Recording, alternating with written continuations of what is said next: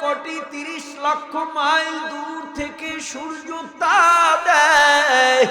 এই জমিনের মধ্যে মাটিটা গরম, পিচ ঢালাই, রাস্তার পিচ গলে যায়, এত দূর থেকে সূর্য তাপ দেয়।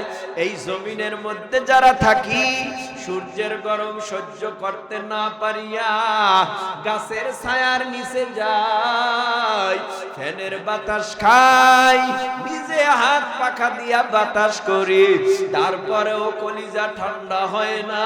ঠান্ডা পানি ঢালো, আবার বরফ মাথায় ছিটাও, শরীরে ছিটাও।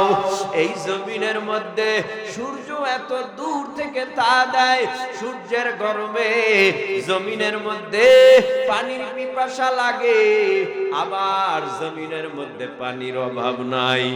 নদীর মধ্যে পানি, খালের মধ্যে পানি, বিলের মধ্যে পানি, নলকূপের মধ্যে পানি। এই জমিনে বৃষ্টির পানি, এই পানি খাও, পানির অভাব নাই।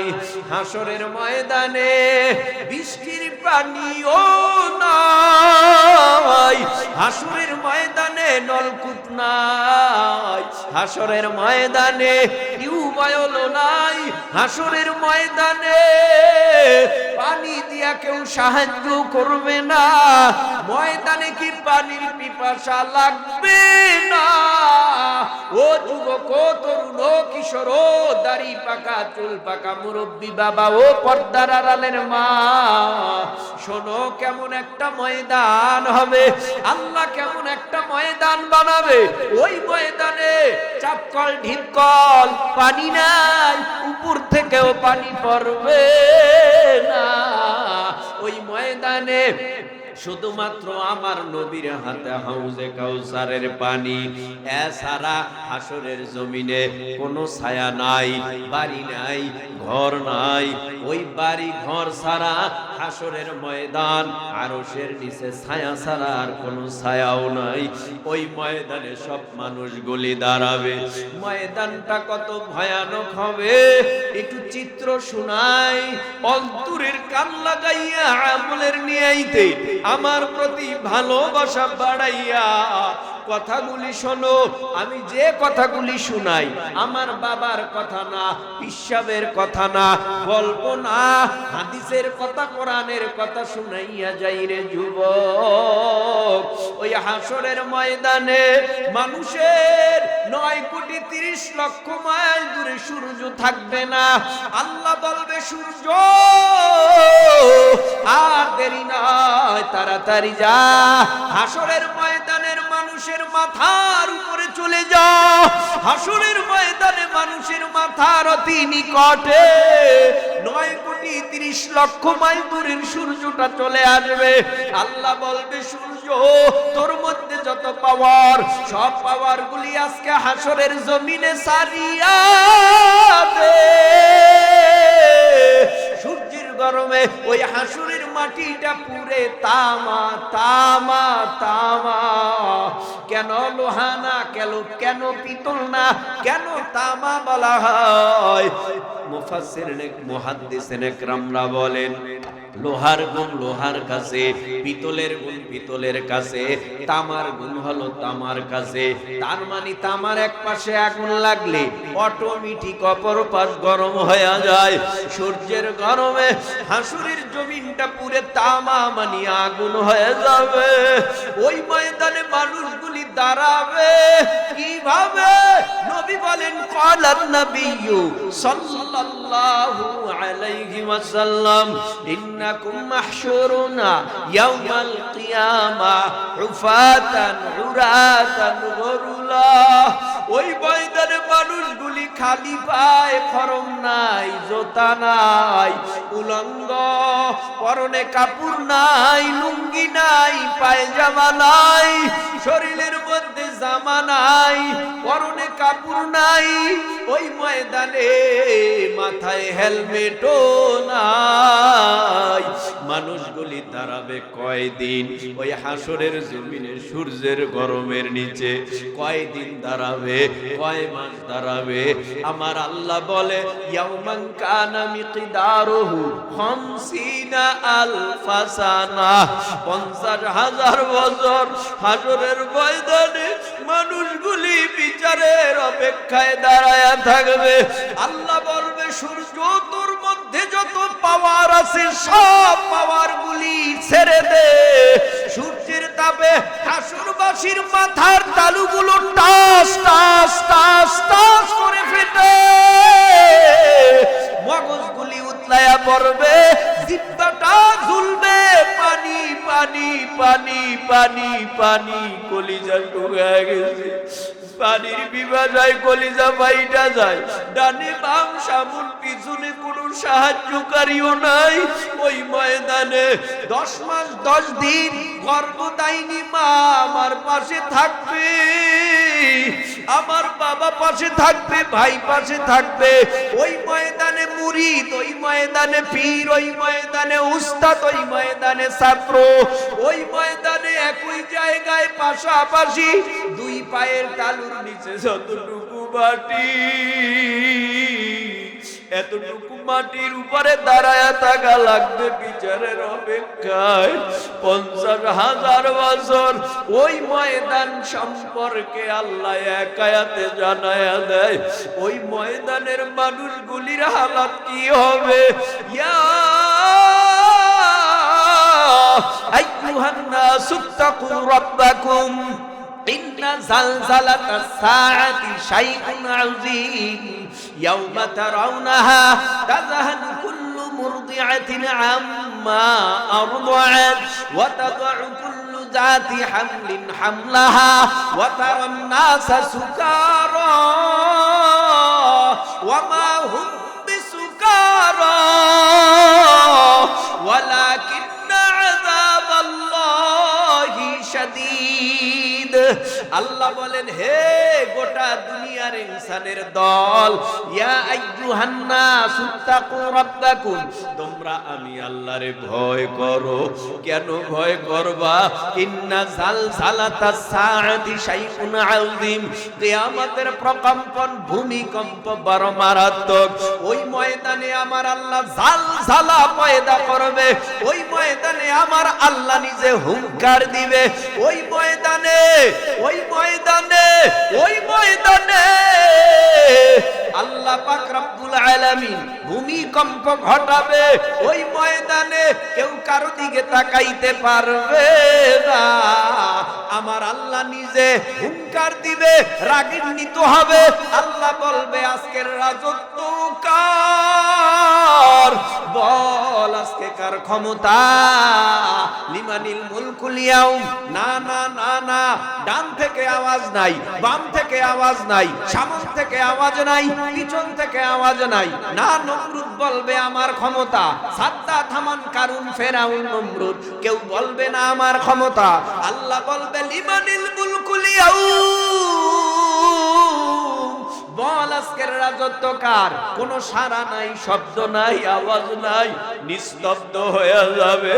আল্লাহর আওয়াজ পাইয়া অন্যদিকে হাসরের এই চিত্র, অন্যদিকে আল্লাহর হুঙ্কার, অন্যদিকে জাহান্নামের গুরিম গুরিম গুরিম গুরিম আওয়াজ শোনার সাথে সাথে কিয়ামতের ময়দানটা থর থর থর থর থর থর করে কাঁপতে থাকবে। আল্লাহ পাক রব্বুল আলামিন ওই ময়দানে বড় রাগ হয়ে যাবে। আল্লাহর রাগ দেইগা মুসা নবী, আদম নবী, ইব্রাহিম নবী, শীষ নবী, সমস্ত নবীরা বলবে ইয়া নফসি ইয়া নফসি ইয়া নফসি, আমার উপায় নাই, আমারে বাঁচাও। ও ভাই, নবীরা কখন নাফসি বলবে, আমারে বাঁচাও বলবে, তোমার কি হালাত হবে ভাই, আমার কি হালাত হবে, ও মা আপনার কি হালাত হবে, ও বোন আপনার কি হালাত হবে, ও খালা আপনার কি হালাত হবে, এ তরুণ আপনার কি হালাত হবে, এ যুবক আপনার কি হালাত হবে, এ মুরব্বি দাড়ি বাগা চুল বাগা বাবা আপনার কি হালাত হবে, আমার কি হালাত হবে। ওই ময়দানটা এত ভয়ানক, আদম নবী বলবে আল্লাহ আমারে বাঁচাও, ইব্রাহিম নবী বলবে আমারে বাঁচাও, শীষ নবী ইদ্রিস নবী নূহ নবী বলবে আমারে বাঁচাও, শুধু একজন নবী বলবে আল্লাহ তুমি আমার উম্মত বাঁচাও। সমস্ত নবীর কান্নার আওয়াজ আমারে বাঁচাও। আমার নবী মাকামে মাহমুদ মর্যাদা পূর্ণ জায়গায় সিজদায় পড়ে কান্নার আওয়াজ, আল্লাহ তুমি আমার উম্মত বাঁচাও। নবী কি বলে কাঁদবে, ইয়া রাব্বি হাবলি উম্মতি, ইয়া রাব্বি হাবলি উম্মতি। আল্লাহ ফেরেশতারা বলবে নবীরে আর কাঁদাইয়েন না, মাথা উঠাইতে বলে, নবী মাথা উঠাবে, আল্লাহ দেখবে নবীর চোখের পানি গাল বেয়ে বেয়ে পড়বে। আল্লাহ পাক রব্বুল আলামিন বলবে নবী আপনি কাঁদলে আমি সহ্য করতে পারি না, আপনি কাঁদবেন না, আপনি তাড়াতাড়ি মাথা তুলেন। নবী মাথা তুলবে, কাঁদবে, কান্না থামাইতে বলবে। আল্লাহর নবী বলবে কান্না থামাবো, আমার সাথে ওয়াদাবদ্ধ হন, আমার একটা উম্মত যেন আপনার জাহান্নামে না খায়, আপনি আমার সাথে ওয়াদা দেন। আল্লাহর নবীকে আল্লাহ বলবে আপনার উম্মতের জন্য এত আপনি পাগল, আমি নবী, আমি আল্লাহ কি, আমি আল্লাহর কুদরতি হাত দ্বারা বান্দা বানাইয়া আমার কি মোটেও উম্মতের জন্য মায়া নেই, আমার কি মোটেও আপনার উম্মতের জন্য মায়া নাই, আমার বান্দার জন্য মায়া নাই। জান আমি আপনার জন্য উম্মতের জন্য আপনাকে শাফাআতে কুবরা দিলাম, শাফাআতের দায়িত্ব দিয়া দিলাম। ইয়া মুহাম্মদ ইরফা রাসাকা ওয়াসাল তু'তা ওয়াশফাআতু শাফা, নবী আপনি শাফাআত করেন।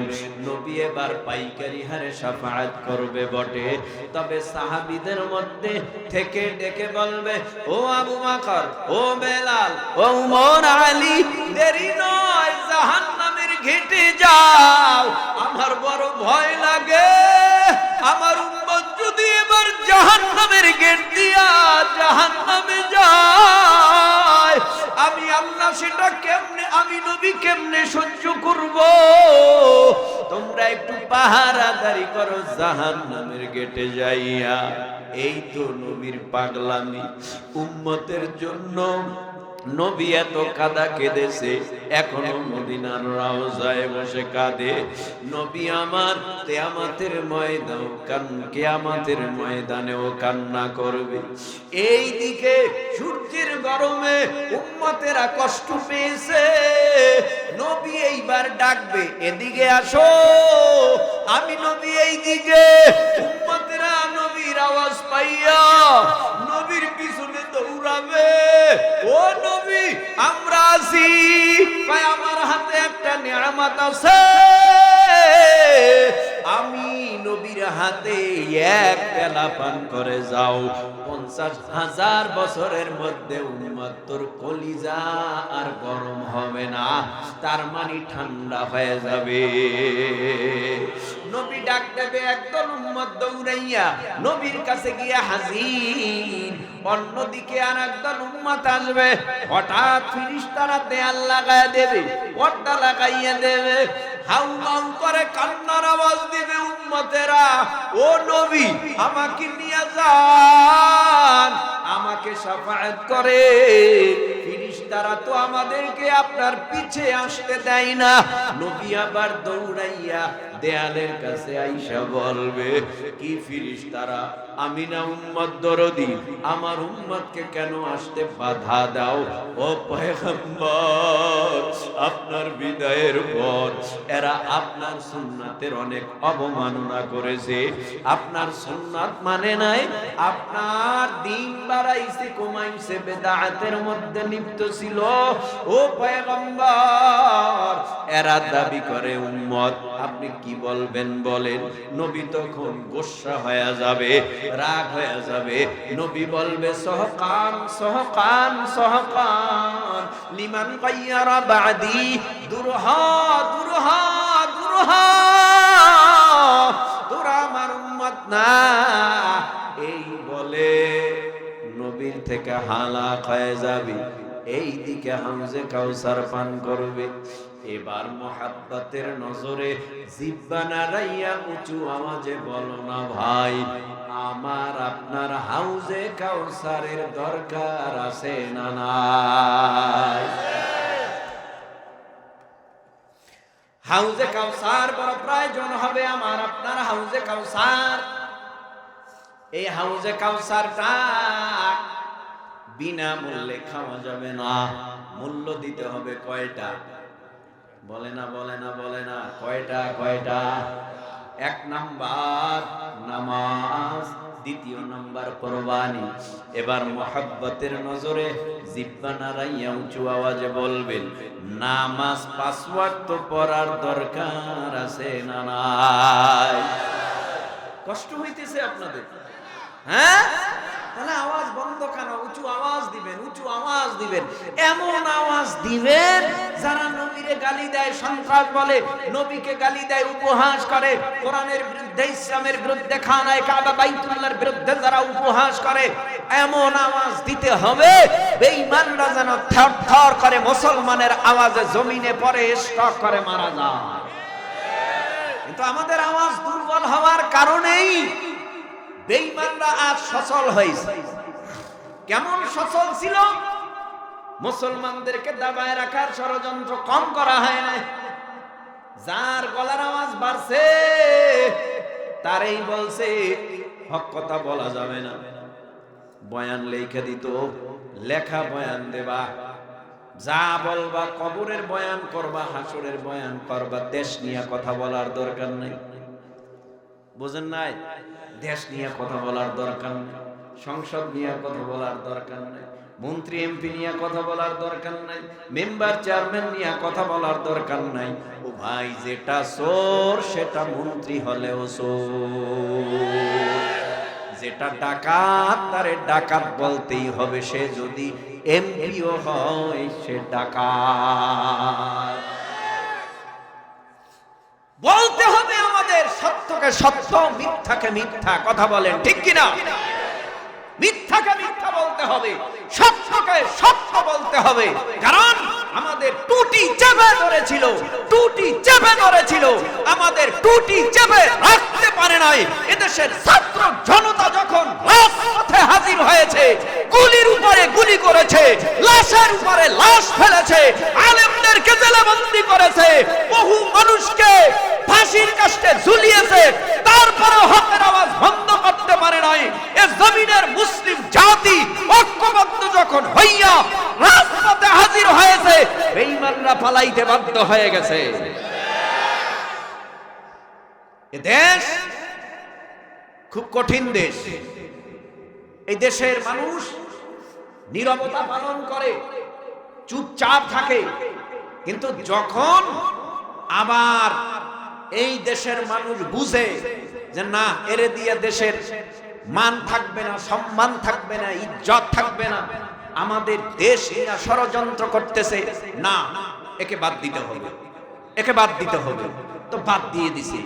বাদ দিয়ে দেওয়ার পরে এখন আমরা এ দেশের মধ্যে আছি, সেই শুরু থেকে এই পর্যন্ত দাবি দাবি দাবি দাওয়া, দাবি দাওয়া, দাবি দাওয়া করতে করতে করতে করতে এই পর্যন্ত খালি দেখতেছি।